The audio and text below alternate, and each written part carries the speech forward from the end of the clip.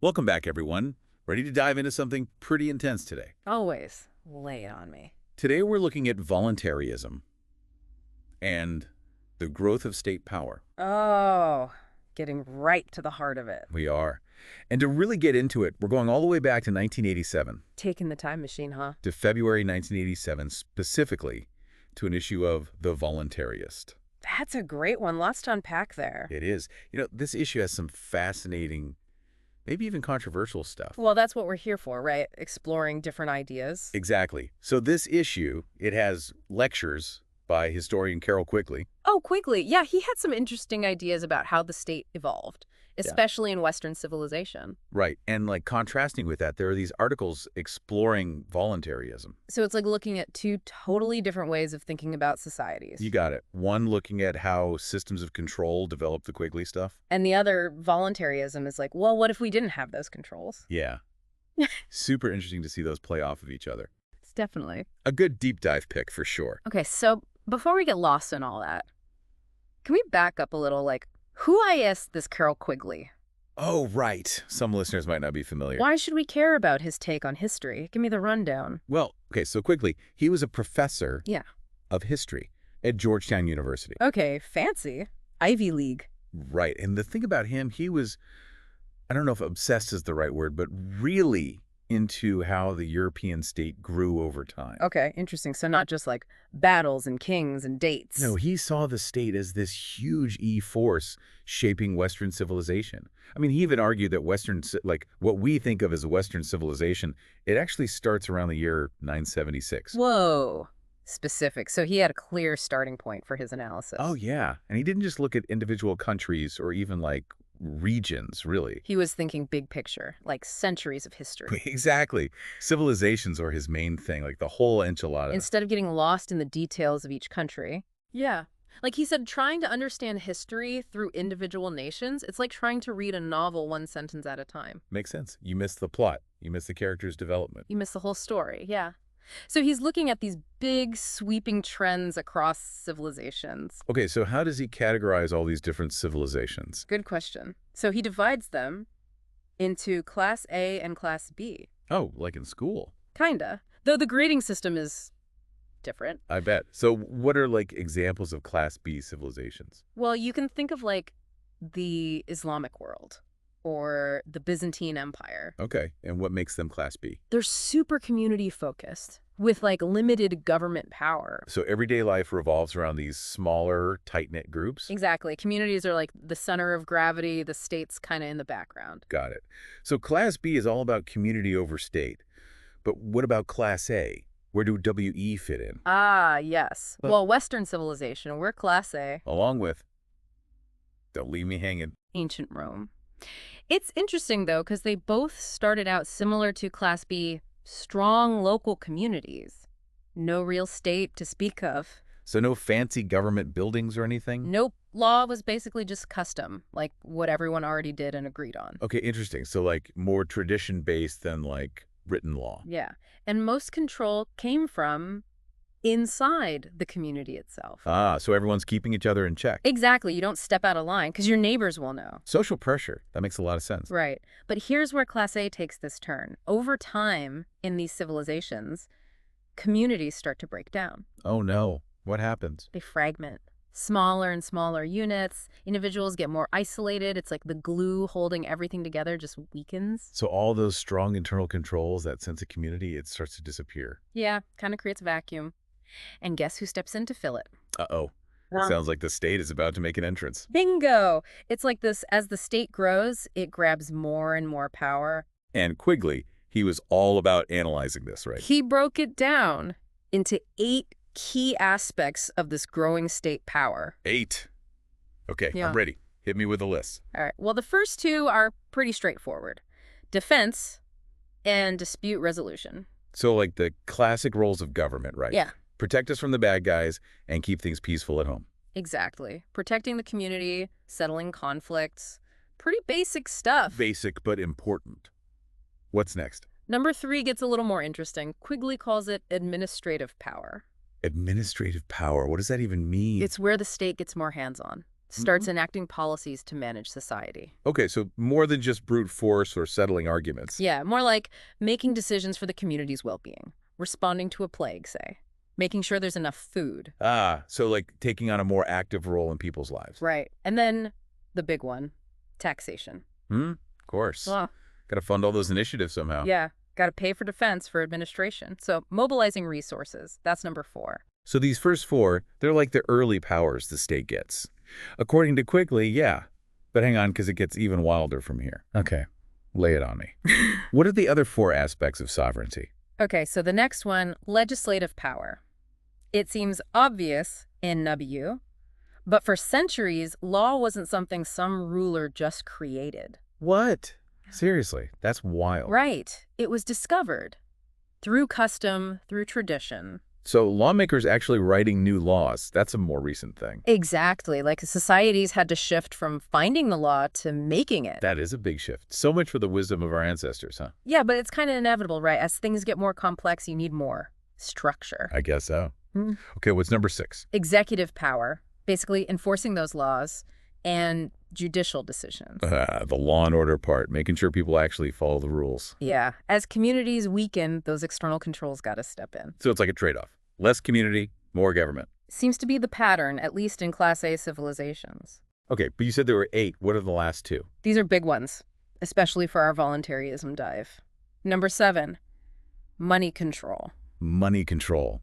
Oh, man, that's a huge one, isn't it? Oh, yeah. Controlling the flow of money, and not just like coins, but credit, too. It's a massive source of power. And it's something governments have a tight grip on these days, right? Big time. But, get this, in the English-speaking world, it wasn't always the state's domain. Wait, seriously? There was a time when governments weren't in charge of money. Crazy, right? It's kind of mind-blowing considering how much control they have today. Okay, I'm even more curious about voluntarism now. But you said there was one more, right? Right. And this one it's connected to money, in a way, incorporating power. Incorporating power. So like creating corporations. Yep. That power to create a corporation, it's a relatively late development historically, too. So before corporations, what, it was just individuals and the state? Mostly. Like, if any other group wanted legal status, like to own property or sue someone, They needed permission from the powers that be. you got it. A charter from the ruler. So incorporating power is like deciding who gets to play in the legal sandbox. Wow, that's a lot of power to have. Okay, so we've got these 8 aspects of sovereignty. That emerge as the state grows and expands its control. Right. But you said even by 1776, like during the American Revolution, most states didn't have all 8. Yeah. It was this ongoing process, and this is where Quigley's analysis gets super interesting. He claims that by the late 18th century, Western civilization was teetering on the edge of a revolutionary situation. Whoa, a revolutionary situation. Yeah. Sounds dramatic. What does that even mean? He means, like, imagine this. The real power structure in a society doesn't line up with its laws and institutions anymore. Okay, so like all the rules and systems, they don't reflect who's really pulling the string. Exactly, and that creates this instability, right? Definitely. Makes things ripe for some upheaval. Quigley thinks it's why stuff like the American Revolution happened, the French Revolution too, and even like Napoleon's rise to power. So those weren't just isolated events. They were symptoms of this deeper imbalance of power. Right. And Quigley argued that even into the 19th century, states were still figuring things out. They weren't these solid, stable entities yet. So even as they were grabbing more power, they were also dealing with all these questions about legitimacy, like how to actually control people. Exactly. And one reason for this instability, according to Quigley, is that the nation state, it's just not a strong enough community. Interesting. Like it's too big and impersonal. You can't force a sense of shared identity on people just because they live within certain borders. Right. Just lumping folks together based on language or geography doesn't automatically make them a cohesive group. It's like trying to force a square peg into a round hole. Yeah, exactly. You can't create a sense of belonging with laws or political structures. And this connects to something Quigley calls internalized controls. He thought that for a society to be truly stable, people's behavior has to be regulated by like morality, social norms, that deep sense of belonging to a community. Okay. So it's not just about external forces like laws or punishment. It's about people internalizing the values and rules of their society. Exactly. And Quigley believed that the nation-state, the way it was set up, couldn't really create that kind of deep internalized community. So the state had to rely more on external controls, which are less effective in the long run. And that creates this constant instability. Makes sense, right? Like you can't force people to be good. Okay, so we've got states struggling to create genuine communities, and they're losing their grip on how to control people. Not exactly a rosy picture. It's pretty bleak, yeah. But hold on, there's more. Oh no, what else? Quigley also talks about this shift in weaponry. He thinks it had a huge impact on the state's ability to, well, control people. Okay, I'm intrigued. What kind of shift are we talking about? He calls it the move from shock weapons to missile weapons. Shock weapons, missile weapons. Sounds intense. It is. Think of shock weapons as like swords, bayonets. They offer degrees of control, you know? You can threaten someone, wound them, kill them. Okay, so there are options. Different levels of force. Right, but missile weapons, Yeah. guns, bombs, those are all or nothing. Once you pull the trigger, there's no going back. Exactly. And he thinks this made it way harder to control individuals. Makes sense. It's like with shock weapons, you can escalate the situation gradually. Yeah. With missile weapons, it's immediate, overwhelming force. Right. And he connects this shift to the rise of mercenaries. Mercenaries, like hired guns. Yep. And the decline of citizen armies. It's like as weapons became more about brute force, states had to rely on these professional soldiers. Who weren't necessarily invested in the community. Exactly. Which further weakens that sense of shared responsibility and belonging that Quigley thinks is so important. So we've got this picture of the state struggling to create community ADSD, losing its grip on how to control people. It's kind of a recipe for disaster, isn't it? It's not great. But remember, this issue of the voluntarist offers a different perspective. Ah, yes. Voluntarism. A glimmer of hope in this dark historical analysis. So tell me, how does this counter-narrative play out? It argues for a free society, but through non-political strategies. Wait, non-political strategies? How do you even do that? They reject the whole political game. Voting, participating in the system. Voluntarists see that as just making the state stronger. Whoa, okay. That's a radical idea. Yeah. Most people think if you want to change things, you got to work within the system. Right. But they say even when you're trying to limit state power through voting or whatever, you're still legitimizing the system itself. Interesting. So they're not about protests or trying to get elected. They're about withdrawing consent from the state altogether. Exactly. Building alternatives outside the political sphere. Okay, now I'm really curious. Yeah. If they're not playing the political game, how do they actually envision a world without the state? What would that even look like? That's where the idea of open systems versus closed systems comes in. Open systems versus closed systems. Okay, you're going to have to break that down for me. No problem. It's super important for understanding the whole voluntarist thing. Lay it on me. So voluntarists, they argue that organizations, things like families, businesses that operate ethically, voluntary associations, those are open systems. Okay, I'm following so far. They're built on voluntary cooperation, individual choice. People can join, participate, leave as they see fit. Got it. They're self-regulating. No one's forcing anyone to be there. Right. And they contrast that with closed systems, like governments, for example. Governments. Ah, I see where this is going. Both formal and the informal ones, really. Anything that relies on coercion, on force to achieve its goals, that's a closed system. So open systems are all about freedom and choice. Closed systems are more like, do this or else. Yep. Pretty much sums it up. I'm into it. So what makes these open systems so special? Well, they have these built-in feedback loops. Take a free market, for example. Okay, I'm listening. If a business makes a product people don't want, it fails. It's a signal, like, hey, something needs to change here. Ah, so they're responsive to the people participating in them. Exactly. If people aren't happy, they vote with their feet and their wallets. And closed systems. Hmm. Those don't have that same kind of feedback mechanism. Dijon, he's the one who wrote about open versus closed systems. He says they actually disrupt those natural feedback loops. How so? They can force people to support stuff they wouldn't freely choose. Yeah. Oh. Through taxes, regulations, all that jazz. Right. So those feedback loops get messed up. That's when Yeah. you see all the dysfunction, the corruption. That's like power corrupts. Hmm. Absolute power corrupts, absolutely. There you go. That's basically what Dijon's saying. Open systems are more adaptable, more resilient, because they're based on choice and freedom, not top-down control. Okay, I'm with you so far. But how does this all connect back to voluntarism? Are they saying we can just Replace the state with open systems? Kinda. They see those open systems as the building blocks of a free society, like by fostering voluntary cooperation, respecting individual rights. We can create a world where the state just kind of fades away. That's the idea. And a Mm. key part of that is changing how we think about economics. Economics. Okay, yeah, that makes sense. There's this section in the Voluntaryist called 10 Pillars of Economic Wisdom.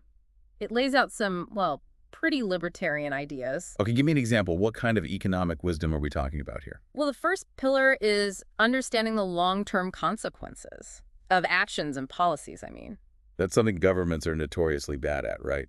Short-term thinking. all the time. And then there's the idea that the state can only give what it first takes from the people.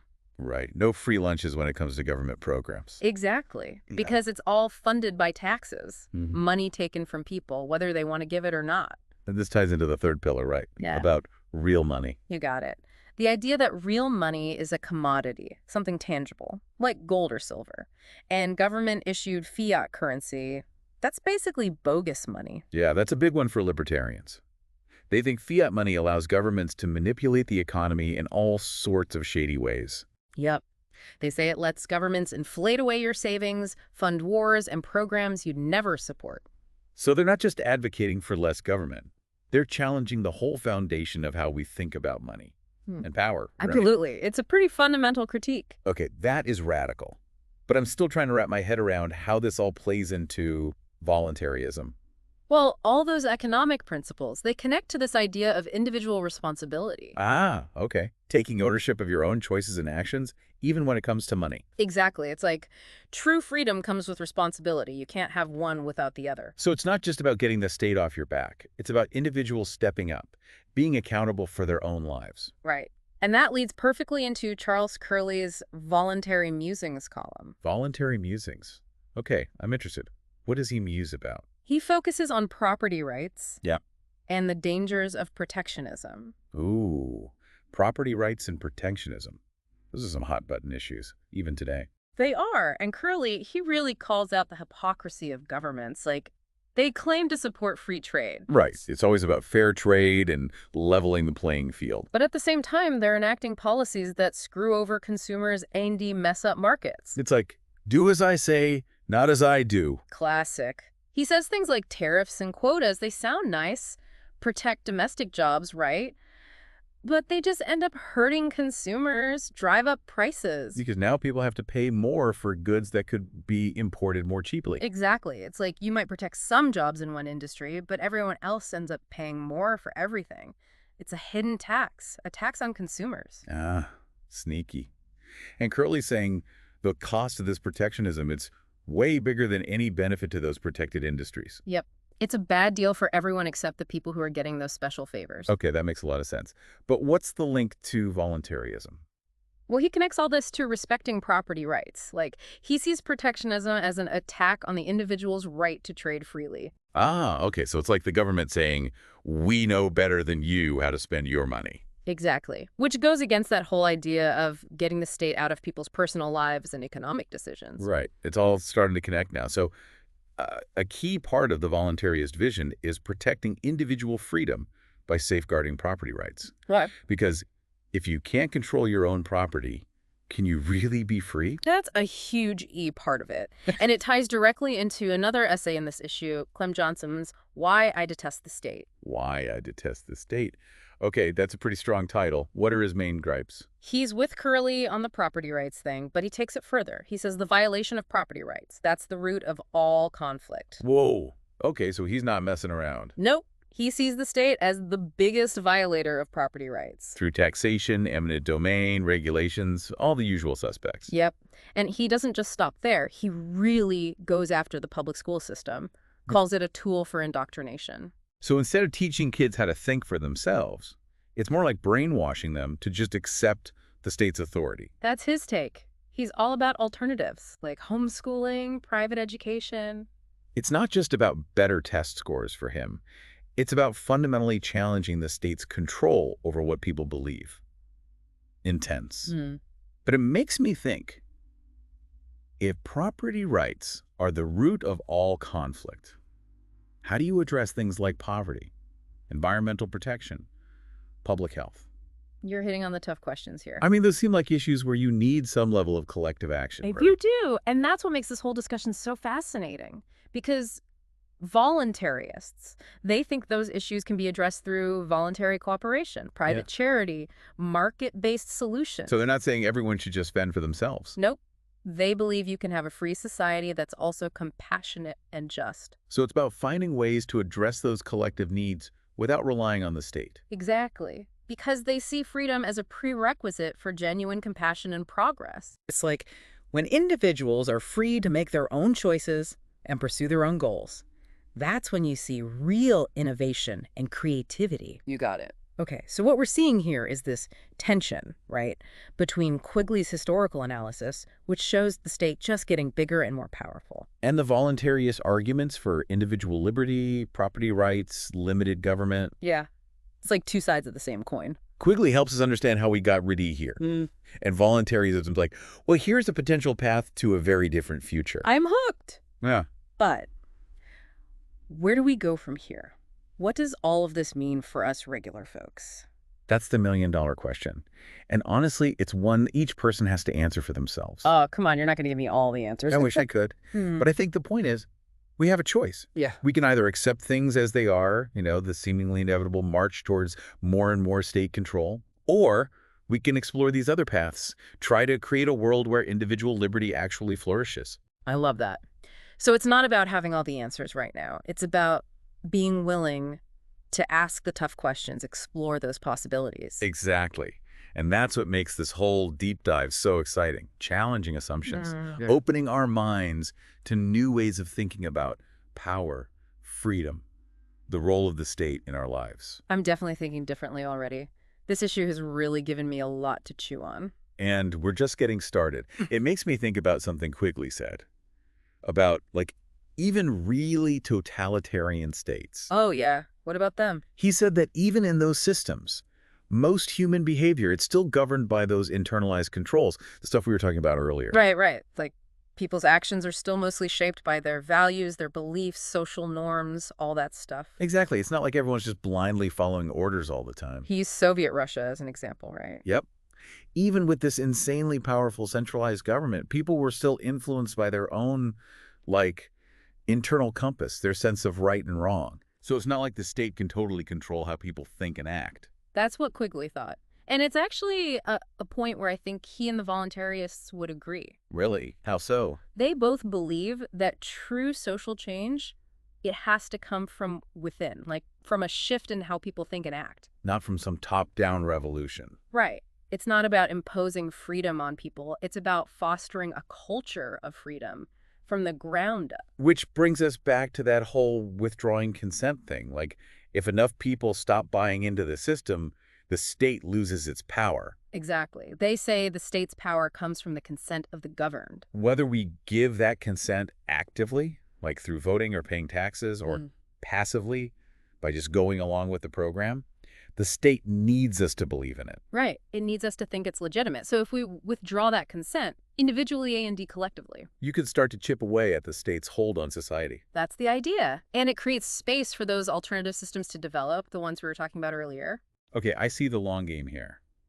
It's not about storming the castle. It's more like slowly eroding the foundation. A subtle shift in the balance of power. But that raises a question for me. How do you actually withdraw consent in a meaningful way? It's not like you can just stop paying taxes and expect everything to be fine. You're right, it's tricky. There's no one-size-fits-all answer. So what do they suggest? Voluntarists see it as this multifaceted thing. It involves educating ourselves and the others about the principles of a free society. Okay, so knowledge is power. Yeah. And then, finding ways to reduce our dependence on the state, supporting institutions that operate outside of the state's control. So making conscious choices, even if they're small ones, that shift the balance of power away from the state. Exactly. It's about being more mindful. Are our actions, even the seemingly insignificant ones, are they actually feeding the system we're trying to change? That's a good point. I never thought about it that way. And it brings us back to education, which the voluntarist is really big on. Makes sense. If you don't understand how freedom works, how can you create a free society? Right. And this education goes beyond just like politics and economics. It's about history, philosophy, ethics. It's about understanding what it means to be human. What makes societies tick? Yeah. And it's about developing those internalized controls that Quigley talked about. Ah, right. Like building a strong moral compass, a sense of personal responsibility. That guides our actions no matter what the state says or does. This is all pretty inspiring stuff, but it also feels a bit daunting. Like you're talking about transforming how we think, how we live. How do you even begin to tackle something that big? I hear you. It is a massive undertaking, but the voluntarist doesn't say we have to do it all at once. So it's not about waiting for some big revolution. Nope. It's about individuals taking responsibility, finding ways to live their values in everyday life. So it's more about personal transformation than trying to change the whole system overnight. Yeah, it's about owning your little corner of the world, making it the best it can be. And trusting that those individual choices, they'll eventually add up to something bigger. Exactly. Because if enough people start making those changes, it creates a ripple effect. You can transform society from the bottom up. That's the hope, anyway. It's like that quote, be the change you want to see in the world.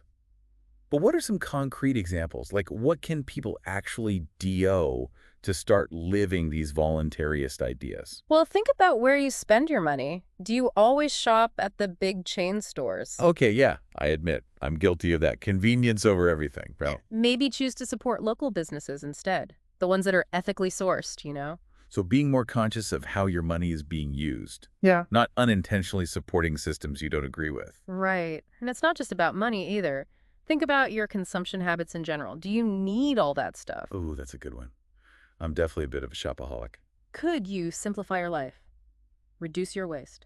Become less dependent on the whole consumer machine. Those are great personal choices. I can see how they tie into self-sufficiency, taking responsibility. But what about, like, engaging with the community, the system at large? Tons of ways to do that, too. Volunteer your time, your skills to organizations that are promoting freedom, individual liberty. Okay, so putting your money where your mouth is. Supporting causes you believe in. Yeah. Or support political candidates who align with those values, even if they're not part of the big mainstream parties. Right. So even engaging in the political system, but in a more intentional way. Exactly. And, you know, sometimes just talking to people about these ideas, it can make a difference. Yeah, like planting seeds, starting conversations. Exactly. You might be surprised how many people are open to these alternatives, but just haven't really thought about them before. That's a great point. I think a lot of people are just stuck in their routines. They don't even realize there might be other ways of doing things. And that's where the voluntarist comes in. It's like a wake-up call. It says, hey, there's a whole other world out there, a world where freedom and individual responsibility are at the forefront. And one thing that really stood out to me in this issue was the emphasis on nonviolence. Oh, yeah. That's huge EE for them. It's not about overthrowing the state by force. It's about finding ethical, peaceful ways to withdraw consent and build something better. It's like that Gandhi quote, be the change. It's about appealing to people's conscience, their reason, rather than resorting to violence. Exactly. It's about believing that real change has to come from within, from a shift in values and beliefs, not from forcing your will on others. It's a challenging path, no doubt, but it's also incredibly hopeful. It's about believing in people, in their capacity for good, in their ability to create a better world. Even if that world doesn't look exactly like the one we live in today. Right. It's about expanding our imagination, our sense of what's possible. Okay, so after all this talk about voluntarism, I'm starting to wonder, what stood out to you the most in this issue? Like, what really clicked for you? You know, it was that focus on personal responsibility. It really hit home for me. Yeah. How so? It's so easy to fall into that trap of, like, blaming the government for everything, you know, or waiting for someone else to fix things. Or feeling like your individual actions don't really matter. Right. But the voluntarist is like, nope, that's not how it works.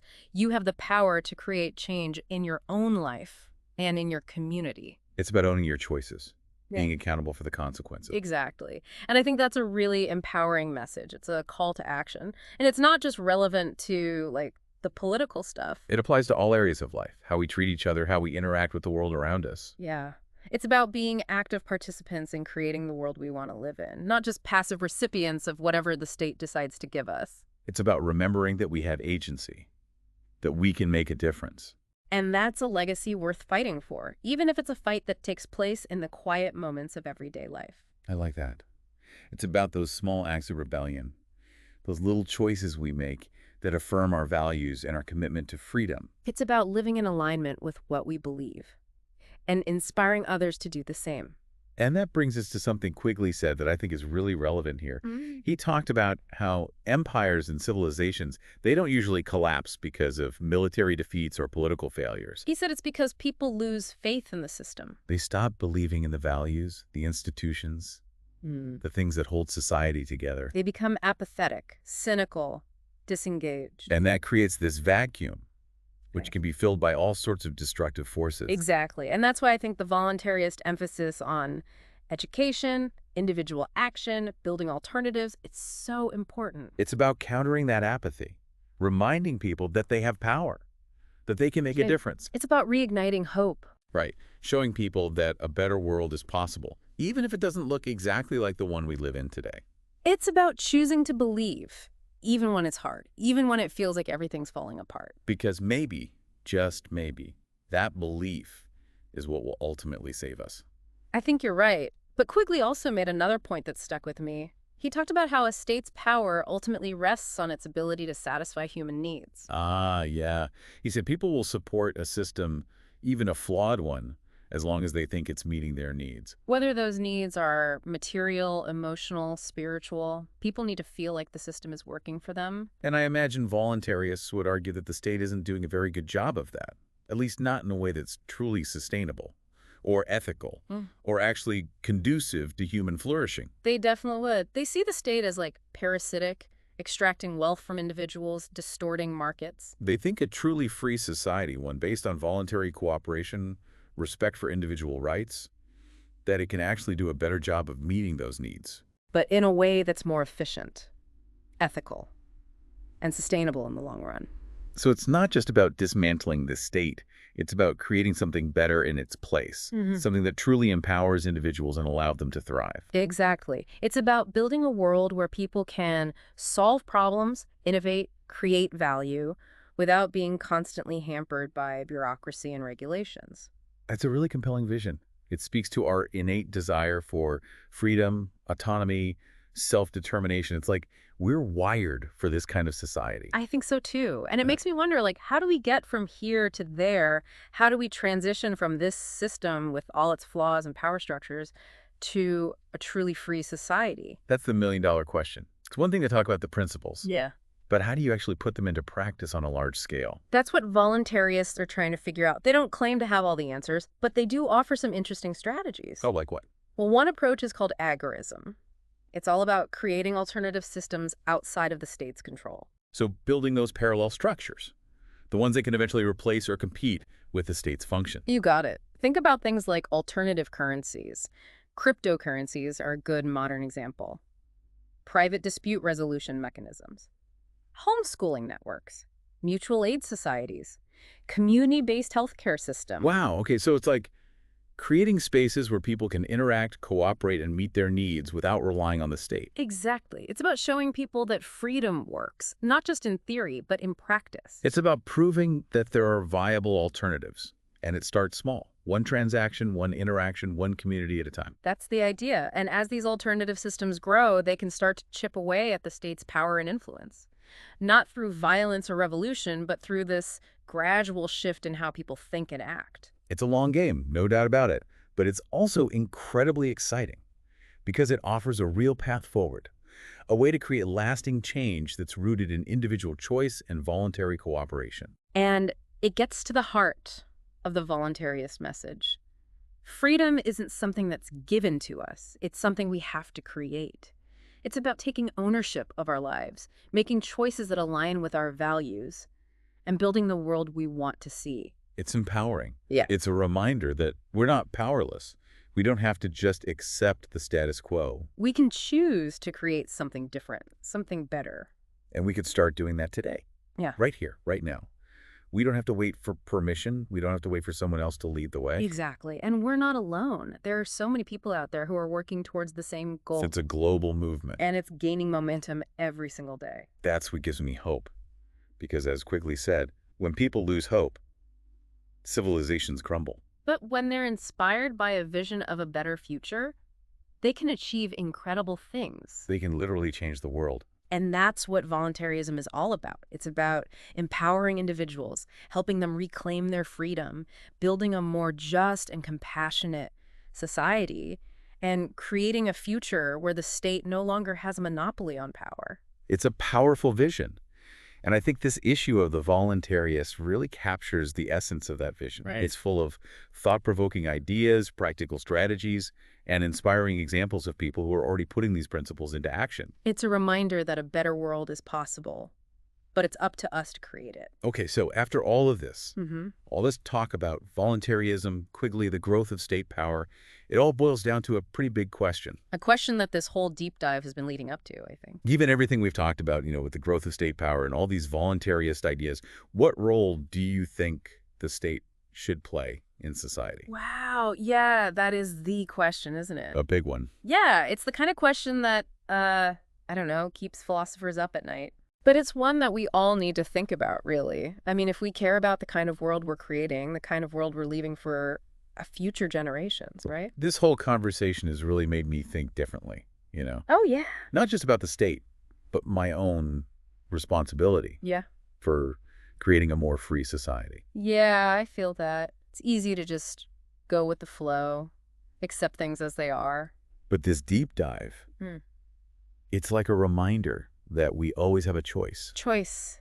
Yeah, that's at the heart of it, isn't it? We can choose to be passive, just let the Mhm. system do its thing. Ah. Or we can be active, question things, push for change, build something different. And it's not about having all the answers right now either. It's about being willing to engage, You wrestle with the tough question. find our own way forward. And I think that's what's so great about the voluntarist, really. It's not trying to tell you what to think or give you all the answers. It's more like an invitation. Yeah, to join the conversation, explore the ideas, find your own place in this whole struggle for freedom, And remember that we're not alone in that struggle. Definitely not.